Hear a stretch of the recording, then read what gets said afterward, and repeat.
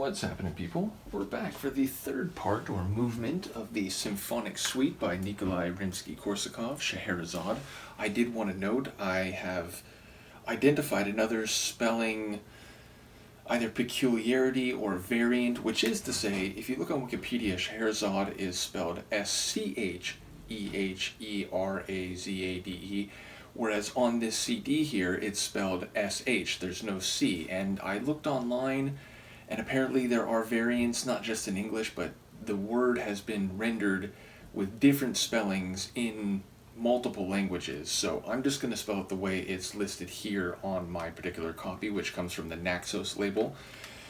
So yes, we return to the performance by the Philharmonia Orchestra of London, conducted by Enrique Baptiste.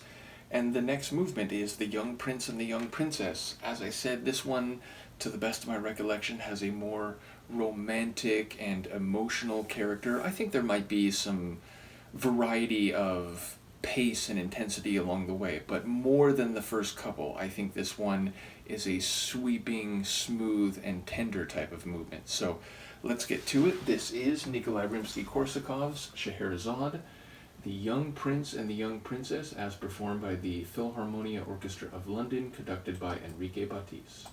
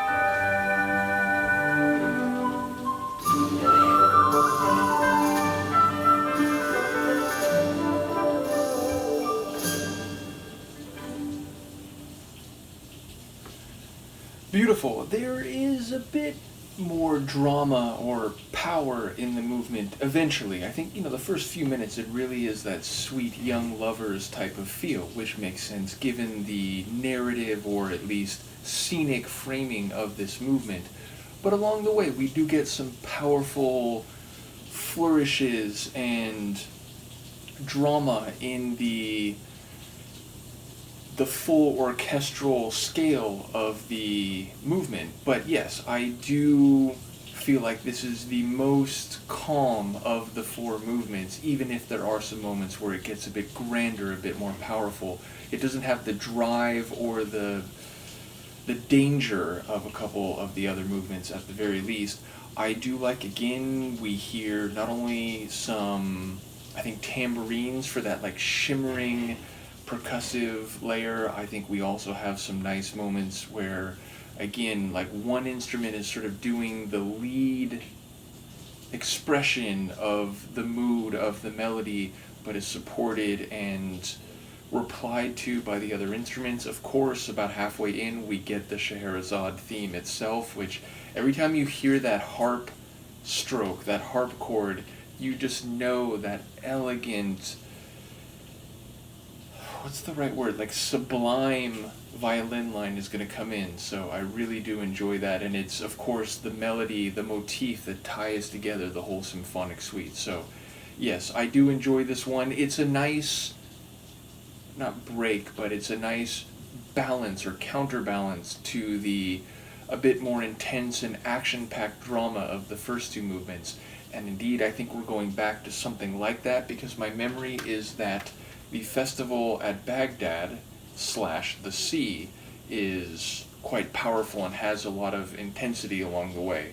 And indeed, it makes me think that it's probably, Sinbad is part of more than one of these tales. Now, of course, just the reference to Baghdad doesn't mean we're going back to Sinbad, but now having it framed correctly, that is his original location or his home that he then sets out from on all those journeys, it makes me wonder if, with the sea being part of the title, just like in the first movement, this is a reference to him coming back and being celebrated in Baghdad. In any case, one more movement to go. I hope you're enjoying the journey, and I will see you for it in a moment.